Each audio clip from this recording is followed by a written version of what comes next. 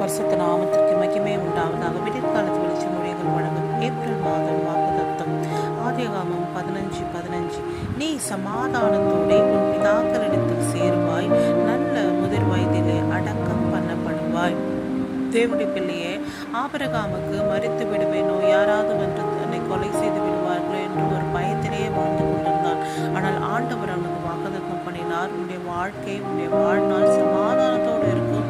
நீ சமாதானத்தோட நல்ல முதிர் வயதில் எடுத்தனா வயது காலத்தில் தான் நீ வந்து அடக்கம் பண்ணப்படுவாய் என்று சொன்னார். சரி, மறிக்கிறது வேற, அடக்கம் பண்ணப்படுகிறது வேறு இல்லை. ஸோ அவனுடைய சமாதி காரியம் கூட நல்லபடியாக நடக்கும் என்று ஆண்டவர் வாக்குத்தத்தம் பண்ணினார். அதே போல அவன் மரித்த பிறகு அவனுடைய 2 குமாரர்கள் ஈசாக்கும் இஸ்மவேலும் வந்து தான் அவனை அடக்கம் பண்ணி நல்ல ஒரு காரியங்களை எல்லாவற்றையும் செய்தார்கள். ஸோ தேவனுடைய பிள்ளையே, யார் யார் இன்றைக்கு மரண பயத்தில் இருக்கிறீர்களோ, கர்த்தர் உங்களோடு பேசி கொண்டிருக்கிறார். நீங்கள் நடு வயதில் மறிக்க போவதில்லை, நல்ல முதிர் வயது காலத்தில் தான் மறிப்பீங்க.